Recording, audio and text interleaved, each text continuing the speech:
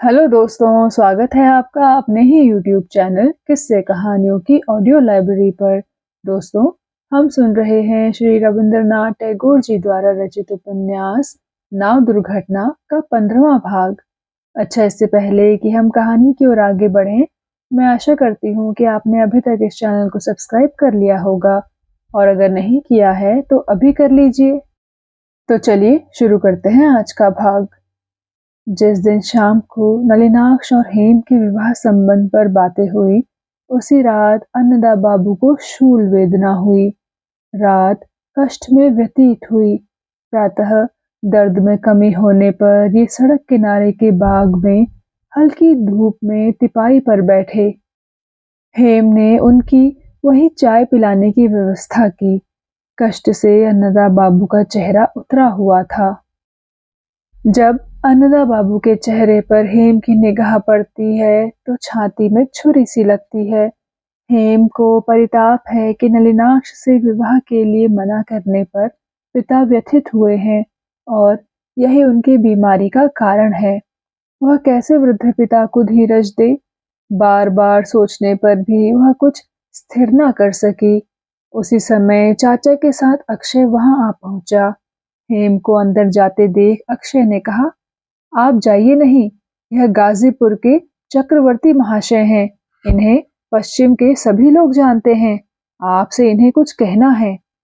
वहीं चाचा और अक्षय बैठ गए।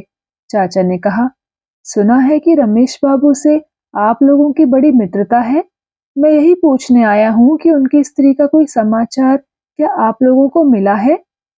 अन्नदा बाबू ने कहा, रमेश बाबू की स्त्री? हेम सिर नीचा किए बैठी थी। चक्रवर्ती ने कहा, बेटी, तुम मुझे शायद असभ्य समझती हो। धीरज से सब बातें सुनने पर समझ सकोगी कि मैं खामखा पराई आलोचना करने नहीं आया हूँ। रमेश बाबू पूजा के दिनों जब स्टीमर पर अपनी स्त्री के साथ पश्चिम की यात्रा कर रहे थे, तभी उनके साथ मेरी पहचान हुई। कमला को जिसने देखा है वह उसे पराई नहीं समझ सकता। मुझ वृद्ध को बहुत शोक और ताप सहने से मेरा हृदय कठोर हो गया है, लेकिन मैं अपने उस लक्ष्मी बेटी को भूल नहीं रहा हूँ। रमेश बाबू का ठीक नहीं था कि वे यहाँ जाएंगे, लेकिन मुझ बूढ़े को कमला से इतना स्नेह हो गया कि उसने रमेश को गाजीपुर में मेरे घर रहने को राजी कर लिया। वहां मेरी लड़की शैल के पास रही, लेकिन न जाने क्या हुआ, यह कोई नहीं कह सकता। न जाने क्यों हम लोगों को इस तरह रुलाकर वह चली गई। आज तक मुझे इसका पता ही न लगा। तभी से शैल की आंखों का जल सूखा नहीं है। चक्रवर्ती की आंखों से जल गिरने लगा। अन्नदा बाबू ने घबराकर पूछा, उन्हें क्या हुआ? वे कहाँ चली गई? तब अक्षय ने आदि से अंत तक का हाल कह डाला। उसने स्वयं से किसी तरह की टीका नहीं की, लेकिन उसके वर्णन से रमेश का चरित्र निर्मल नहीं हुआ। अन्नदा बाबू बोले, हमने तो यह सब बातें सुनी भी नहीं। रमेश जिस दिन से कलकत्ता से निकला, उसके बाद से आज तक उनका एक पत्र भी नहीं मिला। अक्षय ने तब कहा, यहाँ तक कि उनका कमला से विवाह होने का समाचार भी हम लोगों को नहीं मिला। चक्रवर्ती महाशय, कमला रमेश की स्त्री थी ना? बहन या और कोई तो नहीं? चक्रवर्ती ने कहा, स्त्री नहीं तो और क्या थी? ऐसी लक्ष्मी स्त्री किसी के भाग्य में बदी है? अक्षय ने कहा, आश्चर्य है कि स्त्री जितनी अच्छी होती है उसका अनादर भी उतना ही होता है। भगवान भी सदैव अच्छे लोगों की अधिक परीक्षा लेते हैं। अन्नदा बाबू ने कहा, यह बहुत दुखद समाचार है, लेकिन जो होना था वह हो चुका। अब व्यर्थ शोक करने से क्या लाभ? अक्षय बोला, मुझे संदेह है कि कमला घर छोड़कर चली गई। इसी से चक्रवर्ती महाशय को साथ लेकर मैं काशी में पता लगाने आया हूँ। अन्नदा बाबू ने पूछा, रमेश कहाँ है? चाचा बोले, वह कहीं चले गए हैं, हमें नहीं पता। अक्षय ने कहा, मुझसे मुलाकात नहीं हुई, लेकिन लोगों से सुना है कि वे कलकत्ता में हैं। शायद अलीपुर में प्रैक्टिस करेंगे। चक्रवर्ती महाशय, चलिए शहर में अच्छी तरह खोजा जाए। अन्नदा बाबू ने कहा। अक्षय, तुम यही आओगे ना? अक्षय बोला। ठीक नहीं कह सकता, मेरा मन खराब हो रहा है। जब तक काशी में हूँ मुझे खोज करनी है। भले ही वह लड़की मन के कष्ट से घर छोड़कर निकल आई है, वह कैसे कष्ट में होगी। रमेश बाबू निश्चिंत हो सकते हैं, लेकिन मैं नहीं हो सकता। चाचा के साथ अक्षय चला गया। अन्नदा बाबू ने उद्विग्न हो हेम के मुख को देखा। हेम स्वयं को संयत किए थी। हेम ने कहा, पिताजी, डॉक्टर से शरीर की पूरी जांच कराओ। जरा में तुम्हारा स्वास्थ्य गिर जाता है, इसका कुछ उपाय होना चाहिए। अन्नदा बाबू को बड़ा आराम मिला।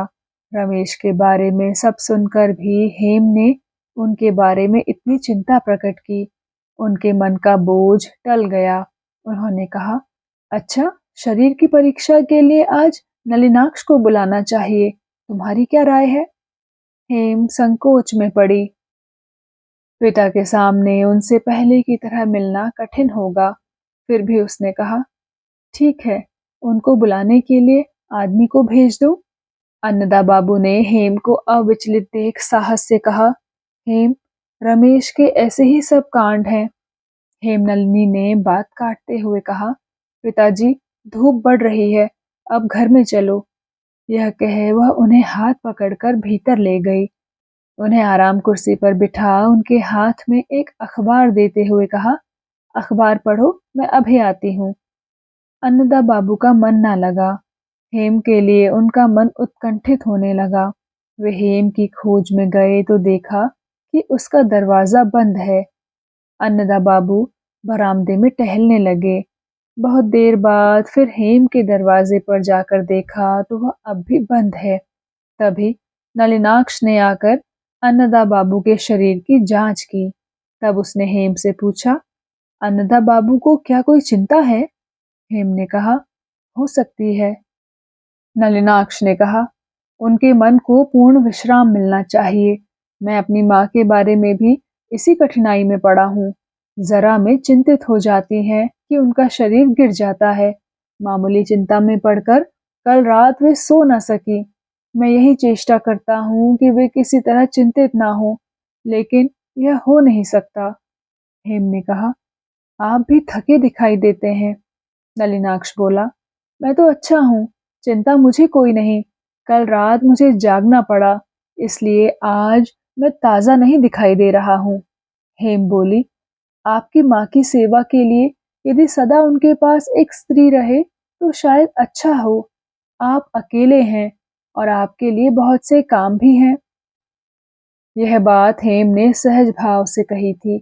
बात उचित ही थी, लेकिन कहने के साथ ही उसे लज्जा लगी।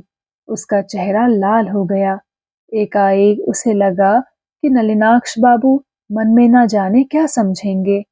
हेम को लज्जा करते देख नलिनाक्ष अपनी माँ के प्रस्ताव को न भूल सके। हेम ने फौरन बात बदलते हुए कहा, किसी नौकरानी से काम न चलेगा? नलिनाक्ष ने कहा, मैंने कई बार चेष्टा की है, लेकिन माँ राजी नहीं होती। वे शुद्धाचरण के प्रति बहुत सतर्क हैं, इसलिए नौकरों पर उनकी श्रद्धा नहीं।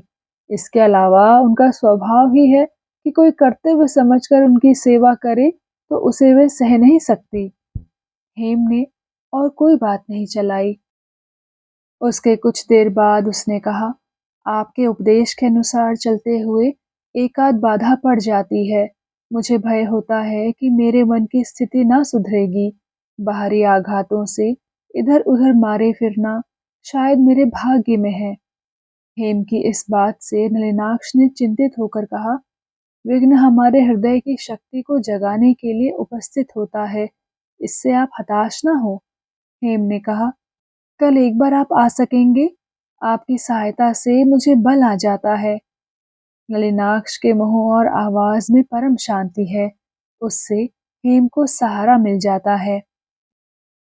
नलिनाक्ष हेम के मन को धीरज देकर चले गए। हेम नलिनाक्ष की माता के बारे में सोचने लगी। कौन सी चिंता उन्हें है? वे रात को क्यों नहीं सो सकी?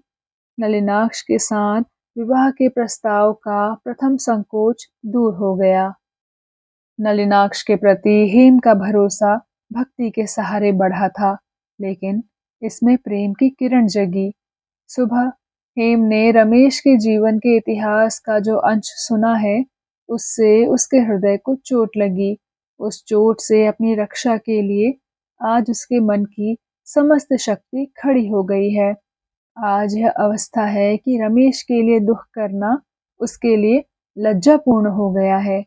वह रमेश के बारे में सोचकर उसे अपराधी बनाना नहीं चाहती। रमेश की बात हेम अपने मन में आने भी नहीं देना चाहती।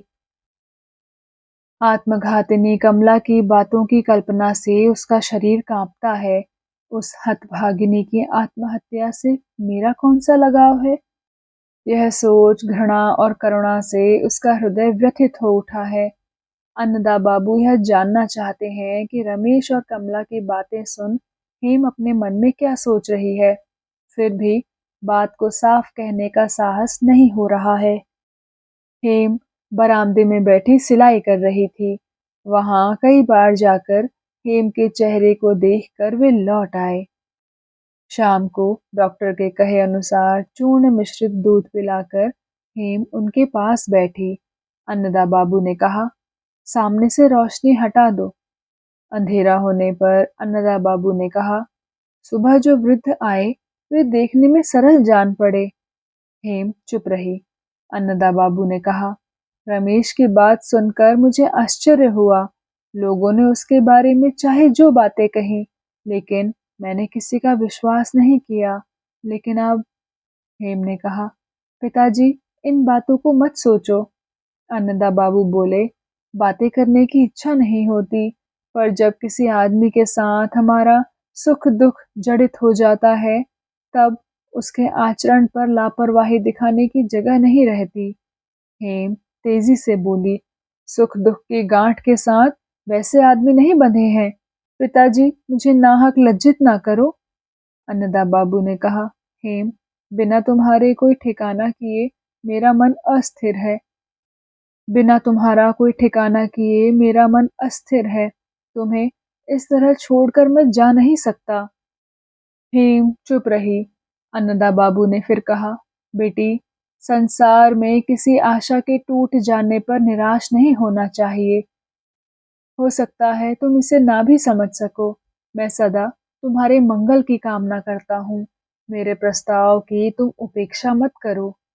हेम बोली, ऐसा मत कहो। तुम जो आज्ञा दोगे मैं उसका पालन करूंगी। अन्नदा बाबू ने हेम के आंसू भरे गीले मुंह पर हाथ फेरा, उसका मस्तक स्पर्श किया, फिर बातें ना हुई। दूसरे दिन जब अन्नदा बाबू हेम के साथ चाय पीने बैठे, तभी अक्षय आ पहुंचा। अन्नदा बाबू चुपचाप उसके मुंह को ताकने लगे। अक्षय बोला, अभी तक तो कोई पता नहीं लगा। यह कह एक प्याला चाय लेकर वहीं बैठ गया। उसने धीरे से कहा, रमेश बाबू और कमला का कुछ सामान चक्रवर्ती के यहाँ रह गया है। वे इसी चिंता में हैं कि वे कहाँ और किसके पास भेजें। रमेश बाबू निश्चय ही आप लोगों के पास आएंगे, इसलिए यदि आपके यहाँ। अन्नदा बाबू ने उसकी बात को क्रोध से काटते हुए कहा, अक्षय तुम्हें अपने कर्तव्य की समझ नहीं है। रमेश मेरे यहाँ क्यों आएगा और उसकी चीजें मैं क्यों रखने लगा? अक्षय ने कहा, रमेश बाबू निश्चय ही अनुतप्त हुए हैं। उन्हें धीरज देना क्या उसके पुराने मित्रों का कर्तव्य नहीं है? क्या उन्हें त्याग दिया जाएगा? अन्नदा बाबू ने कहा, अक्षय तुम हमें दुखी करने के लिए यह बात बार बार उठाते हो। यह प्रसंग तुम मेरे सामने कभी ना उठाना। हेम ने शांति से कहा, पिताजी क्रोध करने से तुम्हारी तबीयत खराब हो जाएगी। अक्षय बाबू जो कहना चाहते हैं कहने दो, इसमें हमारी क्या हानि है? अक्षय ने घिघियाते हुए कहा, मुझे क्षमा करें, मैं भली प्रकार समझ ही नहीं सका था। तो दोस्तों, कैसा लगा आपको आज का भाग? कृपया कमेंट सेक्शन में आकर ज़रूर बताइएगा। मैं मिलूंगी आपसे इस कहानी के अगले भाग के साथ। तब तक के लिए धन्यवाद।